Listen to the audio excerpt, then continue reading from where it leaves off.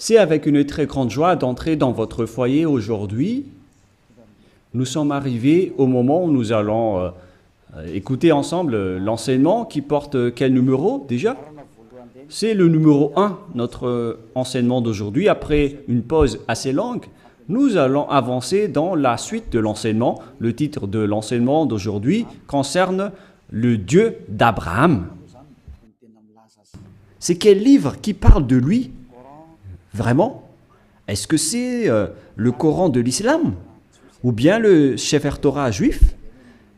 Voilà ce que nous allons voir ensemble pour aujourd'hui. Je précise bien que notre enseignement porte le numéro 1 pour aujourd'hui, c'est-à-dire un nouvel enseignement que nous allons suivre ensemble selon les directives de Yahushua.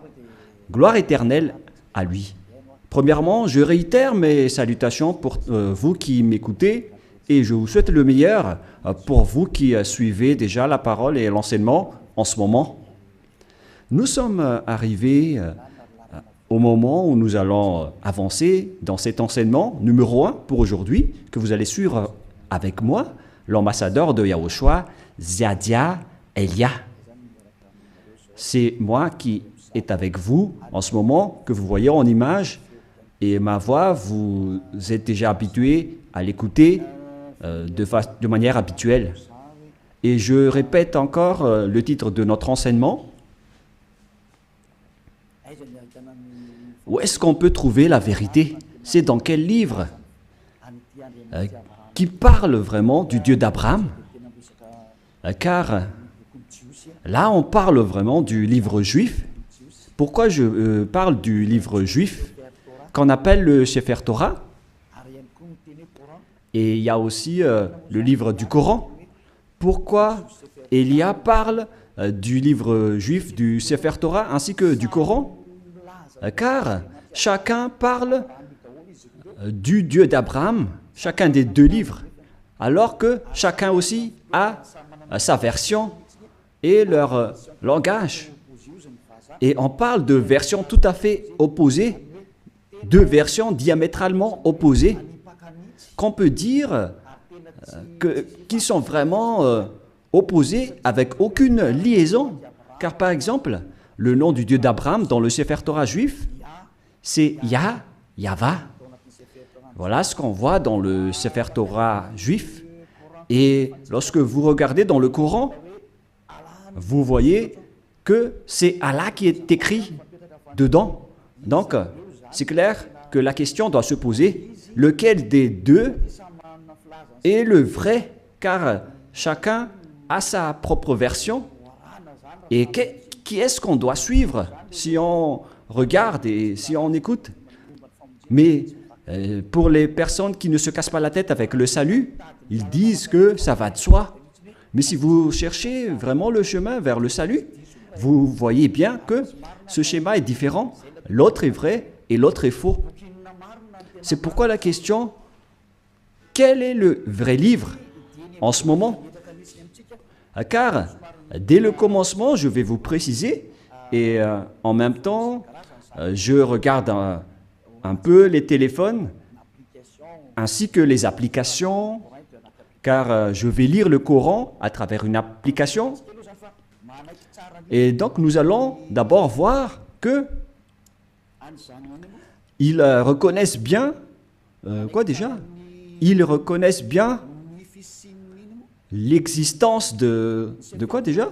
Du Sefer Torah. Ils reconnaissent bien l'existence du Sefer Torah, le livre du Coran. Le livre du Sefer Torah, c'est le livre juif. Nous allons d'abord lire cette parole, car si l'on veut faire le rapport avec ces deux paroles qui sont différentes,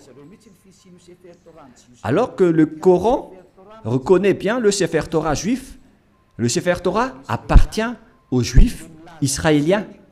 Et le Coran précise bien qu'il reconnaît l'existence du Sefer Torah selon le livre du Coran, Ali Imran 3. Nous allons regarder ensemble Ali Imran 3. Et vous pouvez directement afficher, mais moi en même temps je vais rechercher un peu. Ali Imran 3.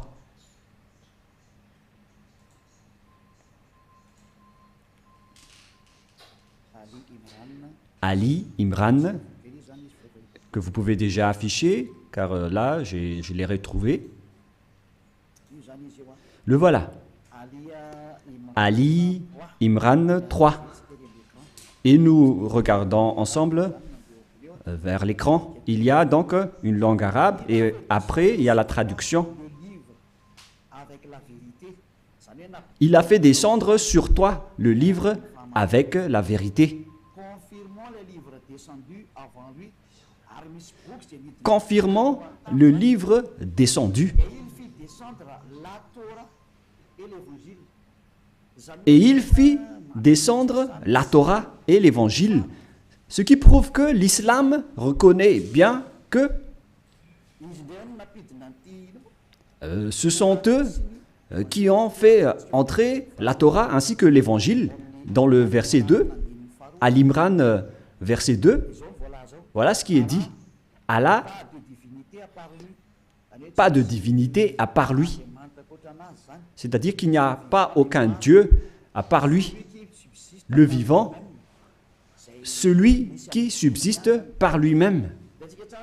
Nous voyons bien donc qu'il y a deux schémas différents qu'on doit faire connaître aux gens. Où est-ce qu'on doit aller si vous cherchez le salut? Voilà le rôle de Elia. Elia est là pour sauver tous les humains, non pas seulement ceux qui invoquent Jésus ou Jesus, mais tous ceux qui veulent avancer, vous pouvez avancer. Ceux qui veulent rester, vous pouvez rester. Et c'est pareil aussi avec l'appel aux islamistes pour leur demander de regarder la vérité, car votre livre reconnaît bien l'existence du Sefer Torah juif et ils disent que c'est leur Dieu même qui l'a fait entrer. C'est le Dieu de l'islam. C'est vraiment grandiose ce qu'il dit en disant que c'est le Dieu de l'islam qui a fait entrer le Sefer Torah juif ainsi que l'Évangile, le Nouveau Testament, dans lequel il y a l'histoire du Fils de Dieu qui figure dans la Sainte Écriture juive, que les islamistes ne reconnaissent pas du tout en disant que le Fils de Dieu n'existe pas car Dieu n'a pas du tout enfanté. Voilà notre problème. C'est-à-dire qu'il y a un schéma étrange concernant cette parole de Dieu qui vraiment possède la vérité.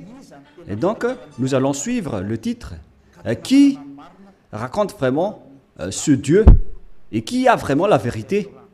Est-ce que c'est dans le Coran de l'islam ou c'est dans le Sefer Torah juif? Car ce sont les deux schémas opposants et qu'on doit confronter. Ce n'est pas qu'on va faire combattre le livre, mais on doit regarder la vérité à travers la parole. Et donc c'est clair que le Dieu de l'islam, selon eux, c'est lui qui a donné le Torah ainsi que le Nouveau Testament, la bonne nouvelle dans l'Évangile où il y a Yahushua, mais qu'ils ont changé au nom de Isha. Et les faux chrétiens l'ont changé en Jésus ou Jesus. Et certains nous demandent, est-ce que vous êtes chrétien? Moi, je réponds directement, nous ne sommes pas chrétiens. Car le Christ, plusieurs gens l'ont déjà changé en autre sens. Élia n'est pas chrétien. Élia suit Yahushua qui est l'élu. C'est celui que je suis. Voilà. Mais le Christ, le nom du Christ est déjà détruit. Et nous, on n'entre plus dans ce genre de choses étranges. Mais le vrai, le bien et le pur, c'est de suivre Yahushua, l'élu. Nous allons encore entrer dans ce sujet prochainement, mais on va dire d'abord que le livre de l'islam reconnaît Yahushua, mais ils ont juste changé son nom en Isha. Nous allons voir ça après. Mais dès le commencement, on voit bien que le Coran, ils reconnaissent bien le Sefer Torah juif. On parle ici du livre du Coran de l'islam. Donc là, c'est clair. Nous allons encore rajouter un autre verset. On va rajouter pour que ça soit bien complet dans vos écrits, nous allons encore lire dans le livre de Al-Maïda, qui s'écrit Al-Maïda. Al-Maïda 44.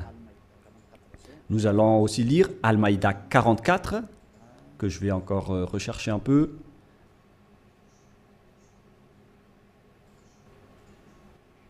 Al-Maïda 44. Al-Maïda 44. C'est-à-dire que c'est écrit en plusieurs paroles que le Torah existe. Mais comment te demanderaient-ils d'être leur juge quand ils ont avec eux la Torah dans laquelle se trouve le jugement d'Allah? C'est-à-dire, ici la parole précise que c'est dans le Torah qu'il y a le jugement de Allah, c'est-à-dire le Dieu de l'islam. Son jugement réside dans le Torah, dans la Torah. Et donc c'est clair à ce sujet-là que la Torah appartient à Allah, ce qui est étrange déjà. Mais qui est le vrai propriétaire de la Torah? Est-ce que c'est Allah ou bien Yahva?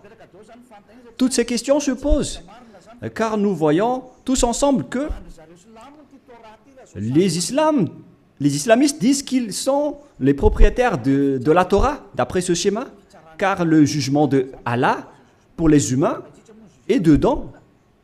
Et bien évidemment, on va juger les humains, et ils disent que c'est dans le Sefer Torah juif. Et puis après cela, ils jettent en jugement, et ces gens-là sont nullement des croyants. Bon, on va laisser ça de côté, mais ici, on voit bien que la parole est très claire en disant que le Dieu Allah Islam est bien dans le Sefer Torah juif, ce qui est déjà étrange. Mais on va voir la vérité. Et malgré cela, nous allons encore regarder d'autres paroles pour bien compléter, pour bien prouver la parole de Élia. Nous allons lire dans Mariam 12. Attendez un peu parce que le livre s'est envolé. Mariam.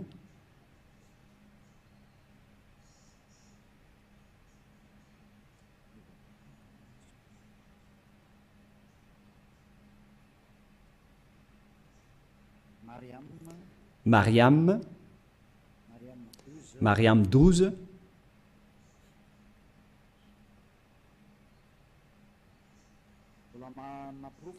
Ce qui, je suis encore en train de donner des preuves. Hein. Allez-y, affichez pour qu'on le lit, les techniciens. Oh Yahya, tiens fermement au livre, la Torah. Nous lui donnâmes la sagesse alors qu'il était un enfant. Ici donc, cette personne qu'on parle ici, on lui a dit de bien tenir le livre de la Torah qu'on lui a donné avec la sagesse. On lui a donné la sagesse dès son enfance. C'est-à-dire que c'est bien précisé dans le livre d'Islam, et c'est incontestable qu'ils reconnaissent l'existence du Sefer Torah juif. Alors, si l'on a vu tout cela, maintenant, on va regarder qui est vrai. Est-ce que c'est le Sefer Torah juif qui sont aux Juifs israéliens? Ou bien est-ce que c'est le Coran des Arabes? Lequel est le vrai? Et donc, nous devons revenir aux dates pour regarder la vérité. Quelles sont les paroles concernées ainsi que les dates? Premièrement, la date du Sefer Torah était vers l'année moins 2000. Et d'ailleurs, après, il a été distribué dans le synagogue selon les chercheurs et les historiens de Wikipédia. Vers l'année moins 1000, on a distribué déjà le Sefer Torah dans les synagogues. Voilà ce que les chercheurs ont dévoilé. Et d'ailleurs, les autres chercheurs peuvent penser à cela pour prouver la parole de Élia. Donc ici, on dit que l'existence du Sefer Torah était déjà vers l'année moins 2000. Nous allons donc voir l'histoire du Sefer Torah dans Wikipédia dans les autres encyclopédies humaines. Voilà donc un autre livre que j'ai sélectionné parmi les livres des chercheurs.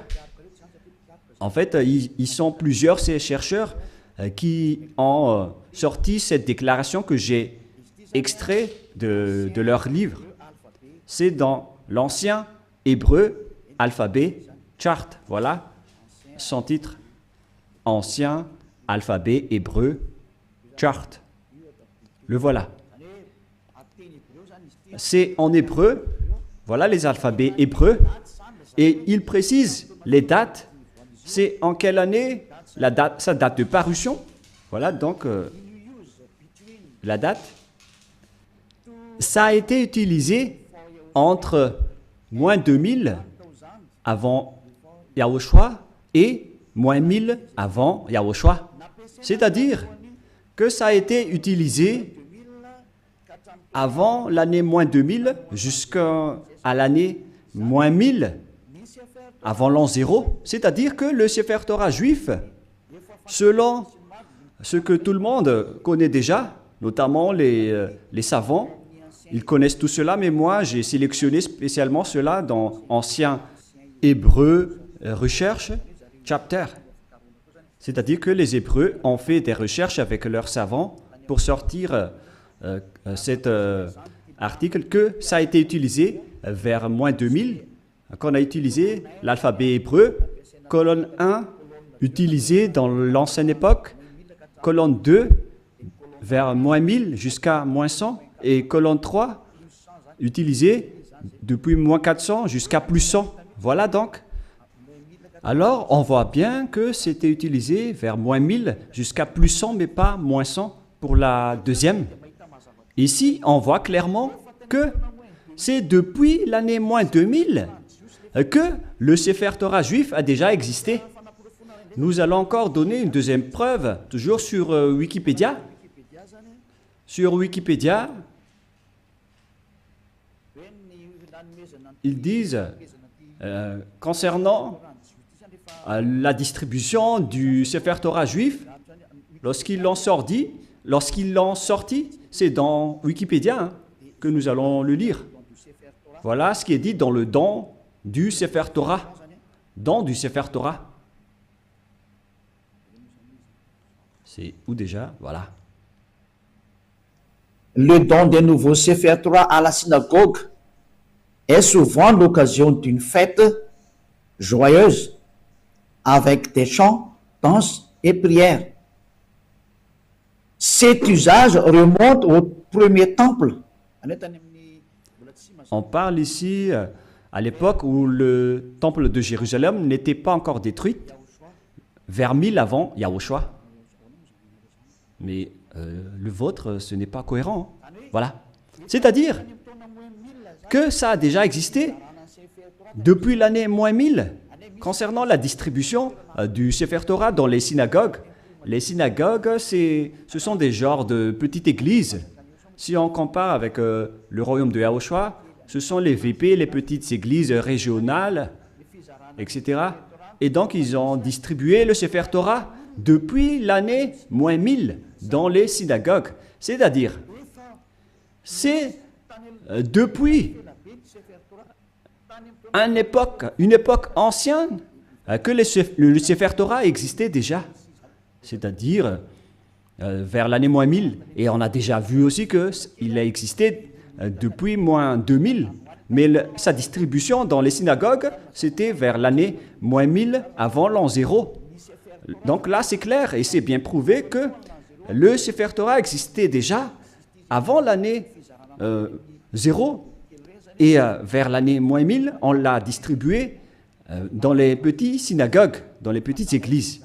C'est incontestable alors qu'il est très ancien. Et nous allons ensuite regarder concernant le Coran de l'islam. Et si je vous dis tout ça, c'est par amour pour vous les humains, avant votre anéantissement. Élia vous dit de vous retourner. Il n'y a plus rien à faire pour votre terre. Sa destruction est arrivée.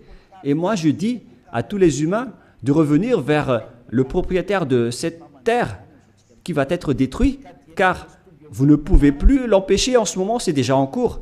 Et si vous ne... tant que l'histoire ne vous frappe pas, alors sachez, vous tournez. C'est pourquoi ce salut en sauve tout le monde, sans exception, pour que personne ne soit plus trempé. Car les pécheurs ont été tous trempés. Et on est en train de sauver les pécheurs pour que vous ne péchez plus. Et les gens qui sont avec Élia ne pêchent plus. Est-ce que vous ne désirez pas ça? L'objectif de prier, c'est de ne plus pécher. Mais si vous êtes encore pécheur, n'espérez pas d'aller vers le Dieu d'Abraham. Les pécheurs n'iront jamais auprès du Dieu d'Abraham. Vous êtes en train d'être baratiné par les gens. Vous seriez perdu en enfer et dans le lac du feu. Voilà votre finalité. Alors faites bien attention.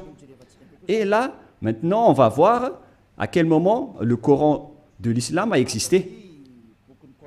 Toujours dans le livre du Coran que nous allons prendre sur Wikipédia, date de parution. Le livre de l'islam a été proclamé vers l'année plus 612. Plus 610 jusqu'à 632. Proclamé de 612 jusqu'à 632. Et il y avait eu une autre édition après 632, 634, etc. C'est-à-dire qu'il a existé aux alentours de l'année 612 concernant l'existence du Coran de l'islam. Ce n'est pas le Coran juif, mais c'est le Coran de l'islam, c'est-à-dire aux musulmans. Donc, il s'agit d'un livre récent qui est différent du livre juif. C'est vraiment un livre différent.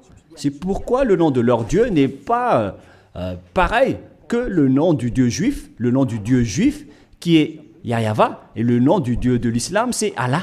Alors lequel on doit choisir? Car chacun dit qu'il connaît la Torah. Et si vous avez vu cette date, donc moi je vais bien le montrer pour démontrer l'originalité de l'histoire du Coran. Et il y a encore plusieurs histoires, mais on va voir un peu en bas les paroles divines, les créations musulmanes, etc. Et ici on voit en bas la date de parution que je vous ai montré tout à l'heure, date de parution proclamée de 610 à 612 jusqu'à 632, c'est-à-dire vers l'année 610. Voilà l'existence du Coran. C'est incontestable, tout le monde le connaît. La question qui se pose, si on veut regarder la vérité sans favoritisme, si on veut voir la vérité sans favoritisme, qu'est-ce qu'on doit suivre? Qui est-ce qu'on doit suivre? Car les deux livres parlent du Dieu d'Abraham et ils reconnaissent tous le Dieu d'Abraham. Et lorsqu'on a regardé les dates, la date du Sefer Torah était vers l'année moins 2000, son existence. Et vers l'année moins 1000, sur Wikipédia, c'est prouvé qu'il a été distribué le Sefer Torah, on l'a distribué dans les petites synagogues. C'est-à-dire qu'il s'agit d'un livre très ancien, le Sefer Torah. C'est lui qui a conservé les anciennes paroles. Et donc, si on regarde bien, qu'est-ce qu'on doit prendre? Est-ce que vous allez prendre le livre qui était né vers plus 600 de l'islam? Est-ce que c'est là qu'on doit voir la vérité sur le Dieu d'Abraham, ou bien vers celui qui était vers moins 2000? Et sans hésitation, sans favoritisme, tout le monde doit dire qu'on doit voir dans le livre qui existait vers moins 2000, qui a conservé toute la vérité. Voilà la vérité. Lorsque vous regardez l'originalité, il faut regarder le plus ancien. Si l'on prend l'exemple d'un problème foncier, on doit avoir la source de la situation juridique au tribunal, on doit voir l'authenticité, le plus authentique, le plus ancien. Et donc, c'est clair que c'est celui qui possède le plus ancien dossier qui est le propriétaire du terrain, mais pas celui qui est venu récemment. Voilà donc pour prouver la vérité qui est incontestable, même pas un tout petit peu. Voilà la question qui se pose. Qui a eu tort? Et nous allons d'abord préciser ce schéma qui est en cours. Et qui a écrit le livre du Sefer Torah d'abord? Car nous voyons bien que celui qui a écrit le livre du Coran, c'est un arabe. Et il ne peut pas nier cela. Mais celui qui a écrit le Sefer Torah juif, c'est Moshe. C'est Moshe qui l'a écrit. Et c'est justement ça qu'on va regarder en disant, est-ce que le Coran reconnaît Moshe et accepte Moshe? Voilà ce qu'on va regarder. Allons-y. Il accepte Moshe. Il accepte Moshe car c'est Moshe qui l'a écrit. C'est dans Exode 24. Quel verset déjà?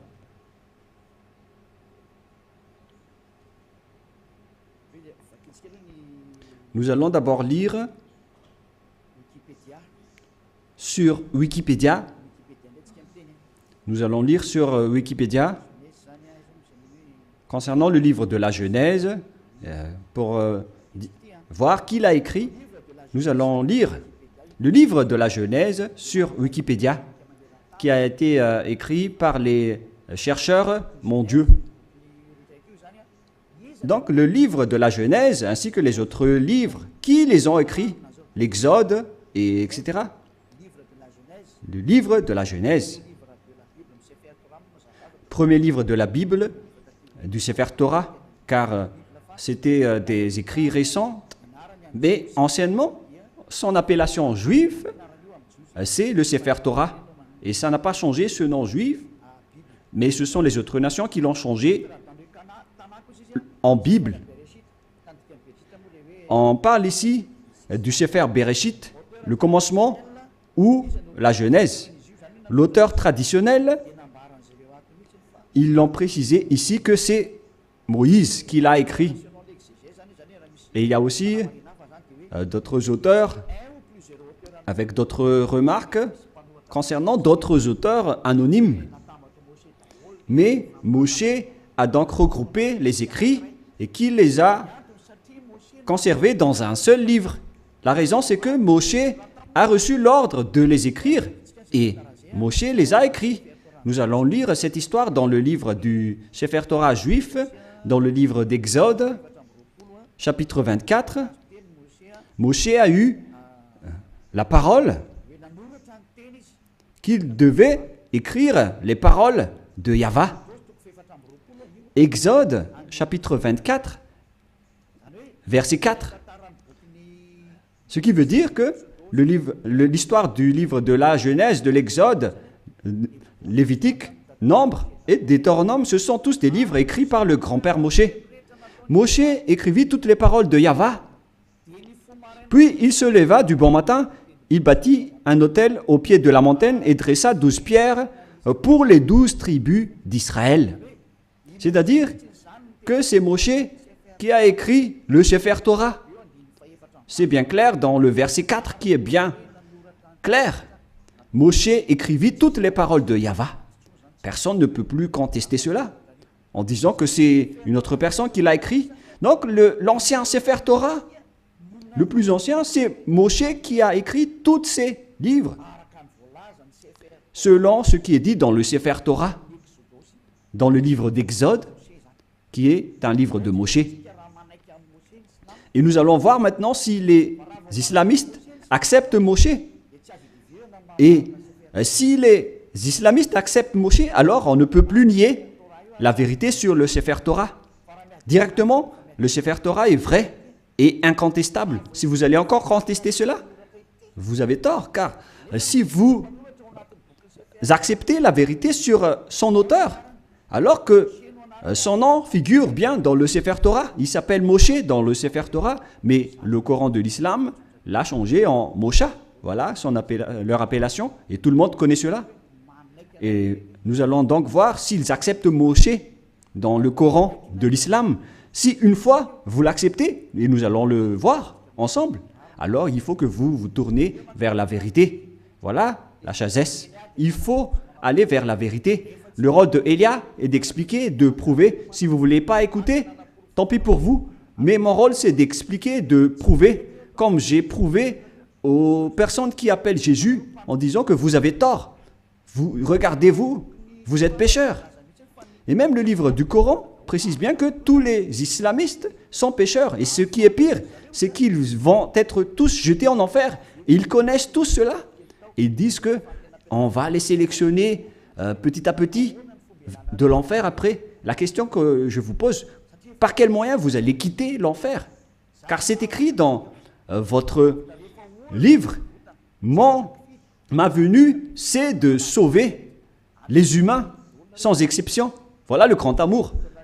C'est sauver tout le monde en tant qu'humain. Comment vous allez échapper à l'enfer? Par quelle solution? Et ne répondez pas bêtement. Il faut donner une vraie solution. Car dans votre livre, il est également écrit que vous n'avez pas le pouvoir de purifier ou de rendre parfaite une personne. C'est écrit dans votre livre. Vous n'avez pas le pouvoir de changer une personne en une personne vraie et parfaite. Alors, comment vous allez échapper à l'enfer? La question qui se pose. Après votre mort, vous irez en enfer et comment vous allez quitter cette zone? C'est vraiment pire. Hein? Je ne sais pas si vous avez déjà entendu cela, mais lorsqu'on discute avec les gens, ils acceptent que c'est vrai. Et lorsqu'on les pose la question, comment vous allez échapper à cela? Et après, ils donnent des réponses bêtes. Si vous êtes en enfer, alors vous êtes méchant, vous êtes puni.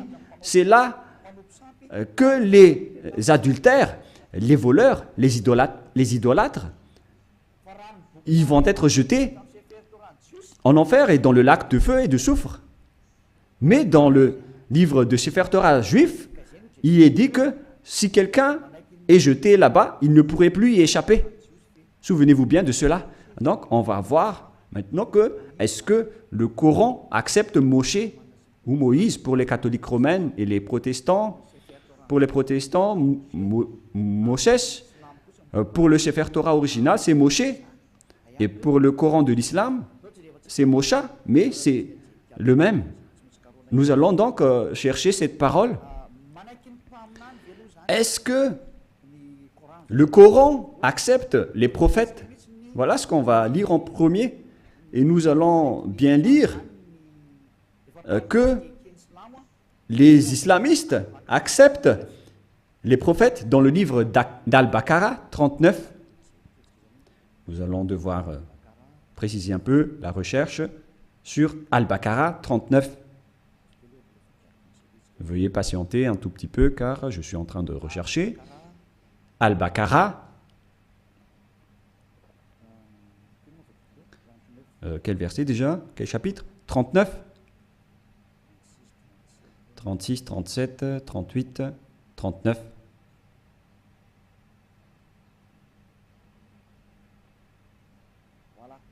Voilà. Al-Baqarah 39, le voilà.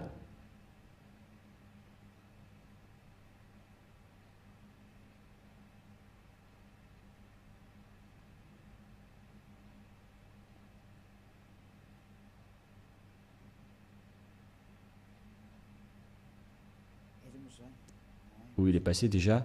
Voilà. Nous allons lire à partir du verset 38 et 39.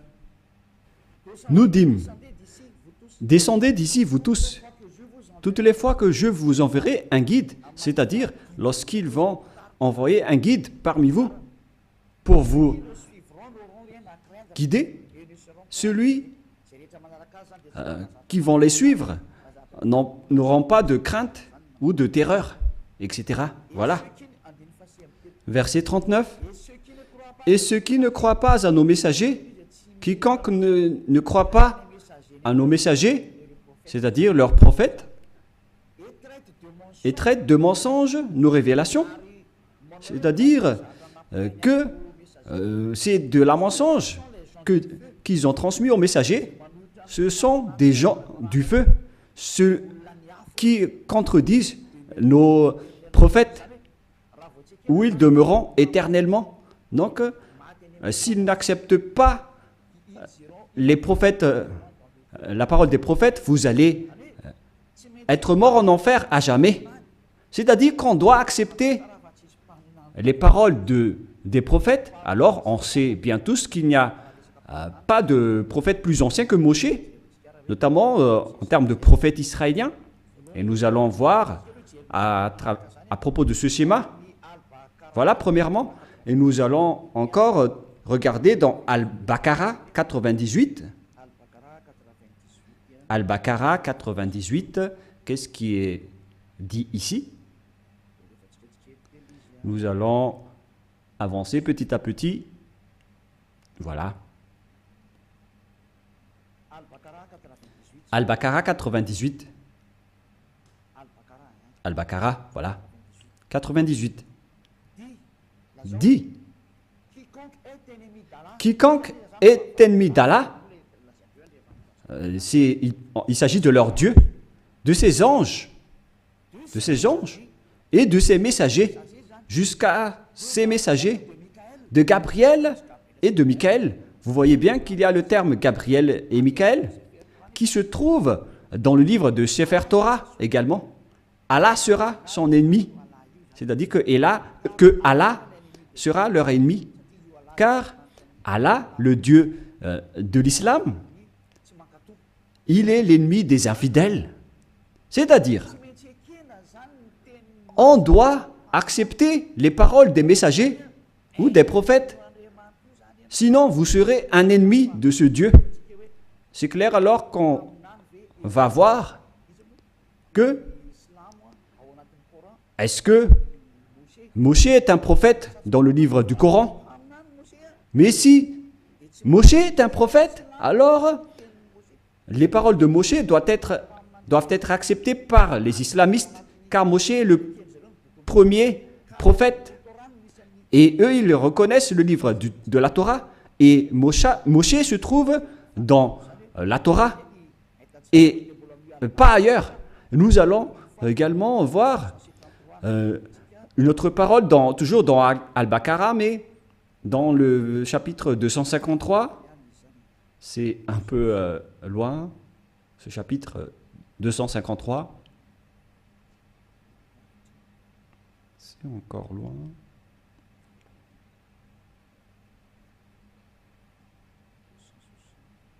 « 260, nous allons revenir un peu, nous allons un peu trop loin.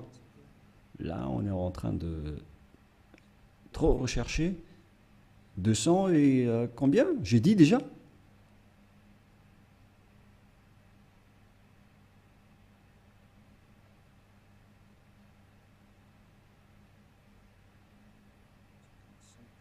55, 54, 53, voilà.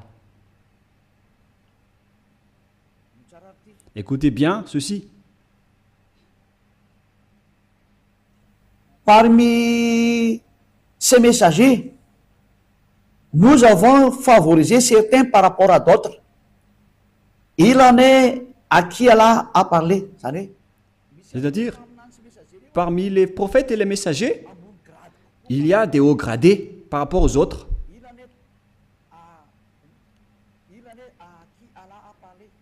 Il en est à qui Allah a parlé.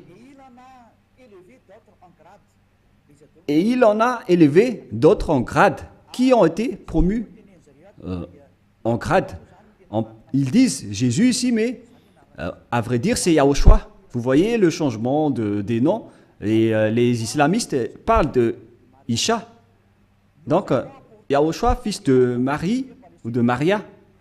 Nous avons la preuve que Yahushua a le Saint-Esprit. C'est dit dans le livre du Coran. Et il est exceptionnel comparé aux autres prophètes. Et si Allah a voulu qui se sont s'entretués, etc. Mais nous allons en rester là. Mais ce qu'on précise ici, c'est qu'il y a des prophètes haut gradés parmi les autres prophètes, y compris Yahushua, le fils de Maria. C'est bien dit dans le livre du Coran, de l'islam. C'est-à-dire que, face à cette parole, le livre du Coran précise bien que ils acceptent bien que Yahushua, qui a été enfanté par Maria, a bien le Saint-Esprit.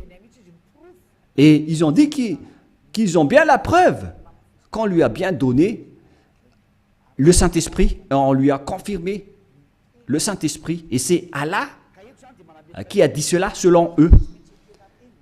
Alors ici, c'est précisé qu'on doit écouter les paroles des prophètes. Alors, maintenant, nous allons lire comment ils acceptent Moshe, Moïse ou Mosha. Est-ce qu'ils acceptent Moshe? Dans le livre d'Al-Imran, est-ce qu'ils acceptent Moshe? Voilà ce qu'on va terminer ceci pour aujourd'hui. Est-ce que le Coran de l'islam accepte Moshe? Parce que s'ils acceptent, face à toutes ces paroles, donc c'est clair que c'est le Sefer Torah juif qui est vrai et le Coran est faux, d'après tout ce qu'on a dit. J'ai donné des preuves. Hein. Je n'ai pas seulement donné des paroles du Sefer Torah, mais j'ai également donné des paroles du Coran.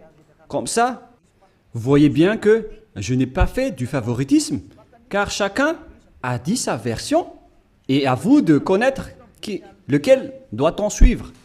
Et donc, le livre de Al-Miran 84 précise aussi, et je précise aussi que c'est de l'amour, tout ce que je suis en train de vous parler, pour que vous ne soyez pas jetés en enfer, au cas où vous allez être en difficulté avec le danger que vous allez subir.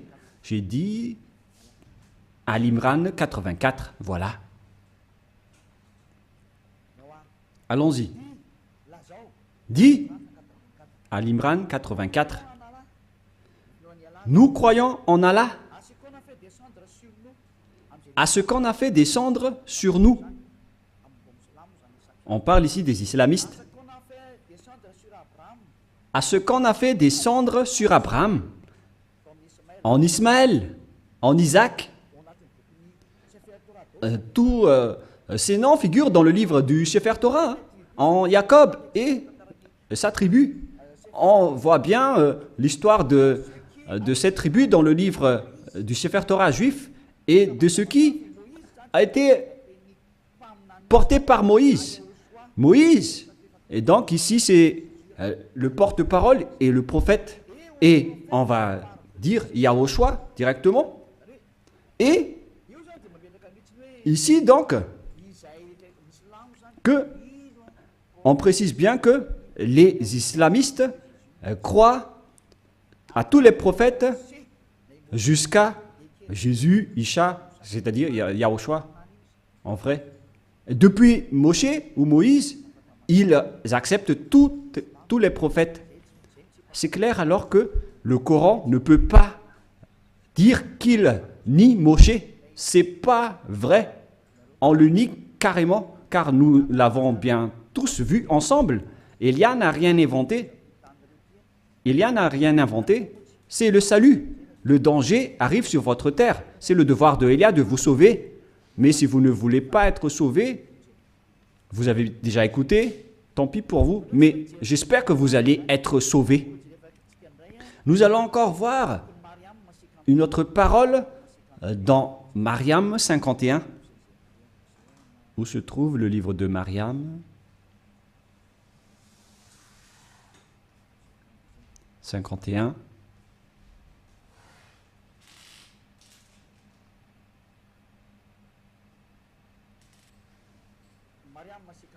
Mariam 51. Et mentionne dans le livre de Moïse ou Moshe, c'était vraiment un élu. Et c'était un messager. Et un prophète.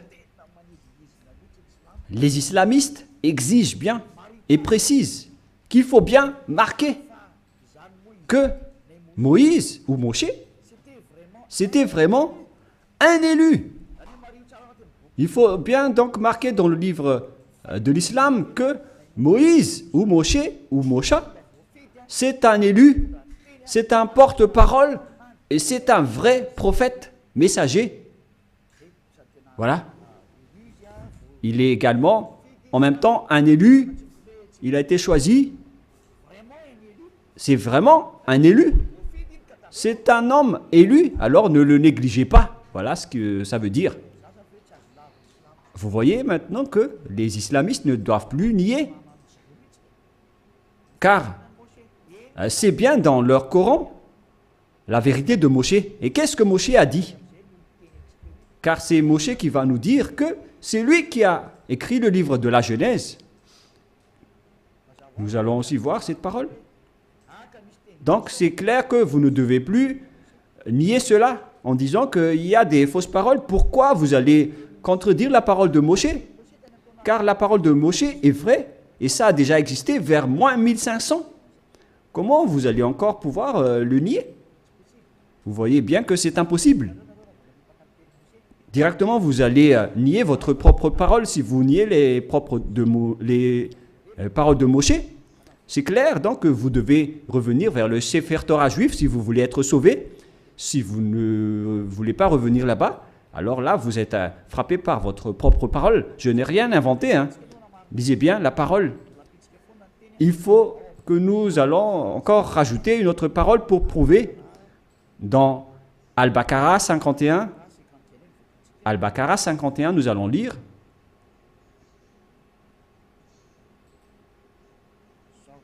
Voilà. Al-Baqarah 51. Et rappelez-vous, lorsque nous donnâmes rendez-vous à Moïse pendant 48 Et rappelez-vous que lorsque nous avons donné rendez-vous à Moshe pendant 40 nuits, lorsqu'il était allé sur la montagne, puis en son absence, vous avez pris le veau. Il se tourne ici vers les Israéliens que, en l'absence de Moshe, vous avez pris le veau pour idole, c'est-à-dire un statut idole, et vous étiez injuste à l'égard de vous-même en adorant autre qu'Allah. Et donc, vous avez adoré un bœuf qui est injuste devant le Dieu de l'islam qu'ils appellent Allah. Vous voyez bien qu'on parle ici d'un sujet juif.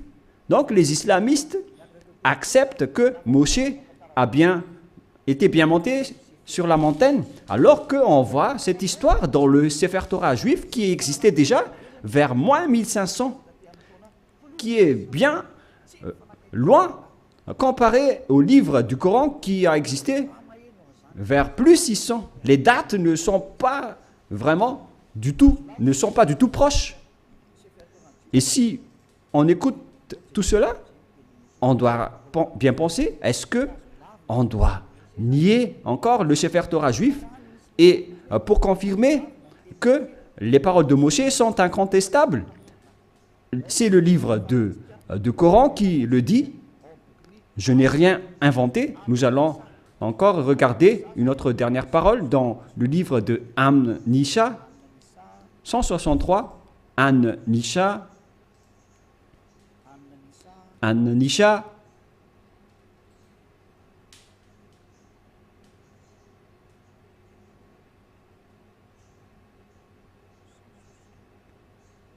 162.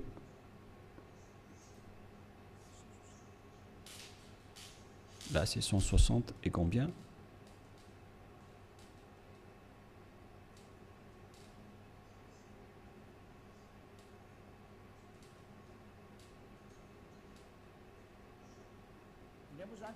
Ici, donc, tous les prophètes sont concernés. Nous t'avons fait une révélation. Comme film à Noé, nous t'avons fait une révélation, comme à l'époque de Noé. Noé, on sait tous qu'il existe dans le Sefer Torah juif, à tous les prophètes. Nous allons faire une révélation en Abraham, en Ismaël, à Isaac, en Jacob, ainsi à toutes les tribus, jusqu'à Yahushua, Job, Jonah, Aaron, jusqu'à Solomon. Et nous avons donné le Zabour à David. Le Zabour, c'est le livre de psaumes. C'est-à-dire que même le Coran de l'islam reconnaissent et acceptent le Zabour ou psaume, Z-A-B-O-U-R. Les islamistes acceptent le livre de Solomon, le livre d'Aaron, le livre de Jonas, prophète, le livre de Job, le livre de Yahushua. Alors que toutes ces histoires, on les voit dans le Sefer Torah juif vers l'année moins 2000, jusqu'à moins 1500. On a vu jusqu'à moins 1000. On a vu toute cette histoire. Donc, le Coran de l'islam accepte le Sefer Torah juif. Qu'est-ce qui est dit par le grand prophète dedans? L'élu qui n'est autre que Moshe. Moshe a dit que c'est moi qui a écrit le livre du Sefer Torah. Et nous allons revenir à ce que je vous ai donné tout à l'heure dans Exode 24, 4. Moshe dit ici dans Exode 24, 4. Moshe écrivit toutes les paroles de Yahva. Celui qui est invoqué par Moshe dans le Sefer Torah, c'est Yahva, mais pas Allah. Voilà une première erreur. Car Moshe existait déjà vers l'année 1500, qui est déjà très ancien. Je n'ai pas encore donné la date de naissance et d'apparition de Moshe. Et dans ce livre, tout le monde le connaît. Ce n'est pas une nouvelle chose pour vous. Voilà donc l'histoire de Moshe, le Moïse historique comme titre. On parle de l'histoire de Moshe selon les chercheurs. Par conséquent, nous allons lire directement. Moïse, selon la Torah, a vécu 120 ans. Serait né en 1560 avant l'ère commune et serait mort en 1440, c'est-à-dire vers l'année moins 1500 que Moshe a existé selon l'histoire des chercheurs. Nous n'allons pas chercher et approfondir à ce sujet, mais si on va faire la recherche, on va trouver cette date de moins 1500. Et si vous allez dire, est-ce que vous avez déjà fait la recherche? Oui, mais c'est une longue histoire que nous n'allons plus y revenir. Mais là, on voit bien que Moshe était déjà né avant tous les prophètes arabes, car selon eux, c'est dans le Sefer Torah que tout a été dit. Et le Sefer Torah a été écrit par Moshe. Et lorsque Moshe l'a écrit, il a dit, vous ne pouvez pas ajouter ou retrancher les paroles. Faites attention car ce sont les ordonnances de votre Dieu, le Dieu des Juifs. Et le Dieu de Moshe, il a bien expliqué que le Dieu de Moshe, vers moins 1500, et le Dieu d'Abraham, vers moins 2000, c'est bien clair que leur Dieu, c'est Yahva, qui est écrit dans le Sefer Torah. Nous allons donc lire la parole de Dieu, la parole de Moshe, dans le Sefer Torah juif, qui a dit qu'il ne faut pas ajouter ou retrancher les paroles. Deutéronome 4.2, c'est un livre de Moshe. Et Moshe est l'élu, le prophète et le messager. Alors il ne faut pas s'opposer aux paroles de Moshe. Nous allons lire Deutéronome 4, Deutéronome chapitre 4, excusez-moi, versets 1 et 2. Maintenant, Israël, écoute les lois et les ordonnances que je vous enseigne. Mettez-les-en en pratique. On a fait porter la parole à Moshe, venant du cher père Yahva. Israël, écoute les lois et les ordonnances que je vous enseigne. Mettez-les-en en pratique afin que vous viviez et que vous entriez en possession du pays que vous donne Yahva, le Dieu de vos pères. Alors il faut que Israël suit cette parole. Le Dieu d'Israël, donc c'est un Dieu des Juifs, mais pas des Arabes. la parole est réservée aux Israéliens, ainsi qu'à ceux qui veulent être sauvés. Et si vous voulez être sauvés, rapprochez-vous du Dieu d'Abraham dans le Sefer Torah juif, écrit par Moshe. Et le nom du Dieu de Moshe, c'est Yahva, que je vais faire sortir après. D'ailleurs, il est déjà écrit, que vous pouvez le voir en ce moment. Verset 2, qu'est-ce qui est dit? Vous n'ajouterez rien à ce que je vous prescris, selon le Dieu d'Abraham. Le Dieu d'Abraham qui a discuté avec Moshe, et qui l'a ordonné. Et après, Moshe a dit, dans le Sefer Torah, que les islamistes acceptent l'existence. Le Sefer Torah précise bien que vous devez observer les lois de Yahva, votre Dieu. Et donc, vous n'ajouterez rien. Et vous n'en retranchez rien aux paroles. Voilà ce qui est dit par le Dieu de Moshe. C'est-à-dire que toutes les paroles écrites par Moshe depuis le livre de la Genèse. Et après, il a organisé l'écriture jusqu'à la fin du livre de Deutéronome. Les paroles de Moshe sont bien directes. Vous n'ajouterez rien et vous n'en retranchez rien. Alors, vous ne pouvez pas dire que c'est un livre ancien et obsolète qu'on ne doit plus écouter, ou que c'est un ancien prophète qu'on ne doit plus écouter. Sachez qu'il est interdit par la parole du Dieu qui a discuté avec Moshe dans le Sefer Torah juif. Il a dit, ne rajoutez rien et ne retranchez rien. Donc, tous ceux qui ont changé le Sefer Torah juif ont tous tort. Ceux qui ont changé ce livre sont coupables devant ce Dieu de Moshe, car il ne faut rien rajouter ou retrancher aux paroles. Alors que chacun réfléchisse. Qui a fait l'erreur? Qui a fait la faute? Ce n'est pas du tout Élia.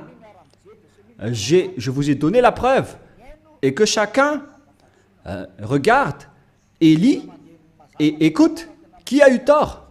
Et si les jugements se déroulent parfaitement, on a tous vu que celui qui a changé le Sefer Torah juif aura tort. Car c'est Moshe qui a précisé qu'on ne peut ni rajouter ni retrancher les paroles qui sont dedans. Car ce sont les lois de Dieu, les lois de Yahva qui a envoyé Moshe vers l'année moins 1500. Il est le plus ancien des prophètes. Et il a écrit le Sefer Torah directement. Et ce prophète a dit qu'il ne faut pas ajouter ni retrancher mes paroles selon le Dieu d'Abraham. Car si vous allez faire ça, vous allez être en conflit avec lui. C'est interdit pour vous de faire cela. Alors que chacun réfléchisse pour ceux qui l'ont changé. Et je vais confirmer la parole de Moshe. Moshe a encore dit que vous devez uniquement écouter les paroles des prophètes israéliens. C'est également ces paroles. Alors que chacun réfléchisse face à tout cela, qu'est-ce qui se passe sur cette terre? Pensez-y, prenez une décision pour ceux qui vont être sauvés. Rapprochez-vous du Dieu d'Abraham, celui qui a envoyé Moshe. Son nom c'est Yahva. Alors revenez vers le Sefer Torah juif. Voilà la seule sagesse. Voilà ce que le Dieu de Moshe a dit dans Deutéronome 18, pour terminer. Deutéronome 18, 15. Ô ton Dieu suscitera du milieu de toi, d'entre tes frères, un prophète comme moi. Vous l'écouterez. Et c'est lui qui a dit, à présent les Israéliens, écoutez ma loi et mes ordonnances. Il se tourne vers les Israéliens à ce sujet-là. Tu susciteras du milieu de toi, d'entre tes frères, un prophète comme moi, et vous l'écouterez. Vous ne pouvez pas écouter d'autres prophètes à part les prophètes israéliens. Si vous écoutez d'autres prophètes, alors c'est injuste. Quels que soient les autres prophètes, c'est Moshe qui le nie. Et c'est le Dieu de Moshe qui l'a dit.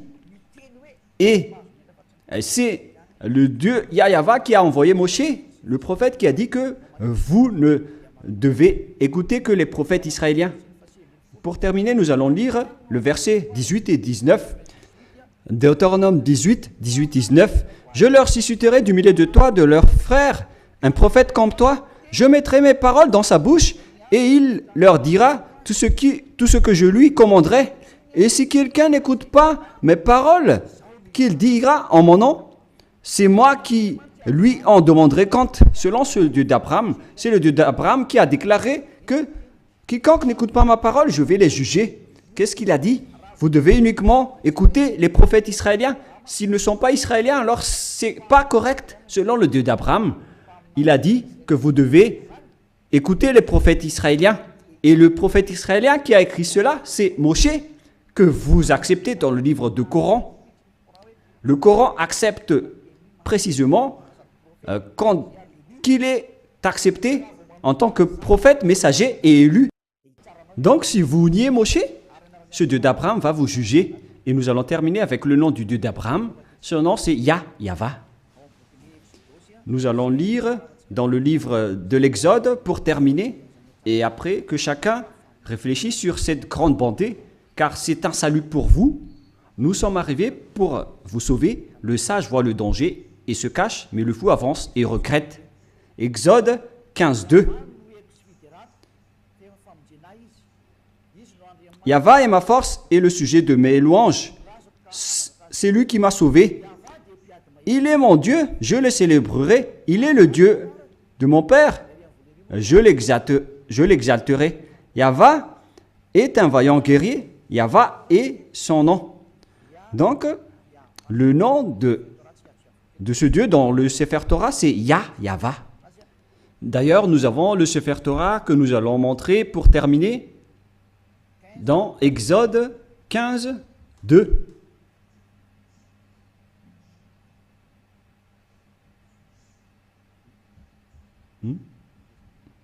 Qu'est-ce qui se passe? Exode 15, nous allons lire Exode 15. Voilà. Exode 15, 2. En hébreu, il est dit ici que Avzi Vzimrat Yah. Yah, c'est le nom de Dieu. Vaili, Ilishua, Evanvehu, Elohe, Alui, Varum Minu. C'est Yah qui est son nom depuis le début. Et deuxièmement, Yahva, Ishmishchama, Yahva Shmo. Alors, ça veut dire Yahva, mais ils n'ont pas complété la parole, mais je l'ai déjà enseigné. Mais maintenant, nous allons revenir avec la version française, parce que là, c'est en hébreu qu'on ne peut pas comprendre. C'est dans Exode 15, 3. Yahva est un vaillant guerrier. Yahva est son nom. Et le nom du Dieu invoqué par Abraham et par Moshe dans le Sefer Torah juif que le Coran accepte, qui existait vers moins 2000 et moins 1500. Il précise que le nom de ce Dieu d'Abraham qu'ils ont appelé à eux deux, Abraham et Moshe, le nom de ce Dieu c'est Yahva. Et donc, si vous ne suivez pas cela, imaginez et pensez que vous avez fait une grosse erreur. Si vous mourrez dans cette situation, vous irez en enfer. Écoutez ma parole, c'est de l'amour, ce n'est pas de la diffamation, c'est de la preuve pour la parole. Le sage voit le danger et se cache, mais le fou avance et le regrette. J'espère que vous tous qui m'avez écouté, vous allez vous tourner vers la vérité, le Dieu d'Abraham, le Dieu de Moshe qui est incontestable. Suivez Yahva, suivez Yahushua. Écoutez la parole du Dieu d'Abraham dans le Sefer Torah juif pour votre sagesse. Nous allons prier ensemble. Merci infiniment Père Yahva pour toutes ces paroles. J'ai fait connaître à tout le monde entier ta vérité. Je les ai donné la preuve concernant ta vérité, ainsi que l'injustice que les gens ont pratiquée jusqu'à maintenant. Elias te demande d'ouvrir la raison des gens pour qu'ils se repentissent et pour être guéris. Montre-nous ta gloire et ta bonté, Père Yahva, car c'est le moment de donner la vérité. C'est la dernière heure, le dernier moment pour faire revenir la raison des gens, pour se tourner vers toi. Le sage voit le danger et se cache, mais le fou avance et le regrette. Père Yahva, la gloire éternelle est uniquement à toi. On va faire revenir vers toi ta gloire. ton respect et ta vérité. Voilà la mission que tu as confiée à Elia. Gloire éternelle à toi, Père Yahva. Et au nom de toi, Yahushua. Alléluia. Amen. Je vous souhaite à tous d'être bénis par Yahushua et à notre prochain rendez-vous. Au revoir.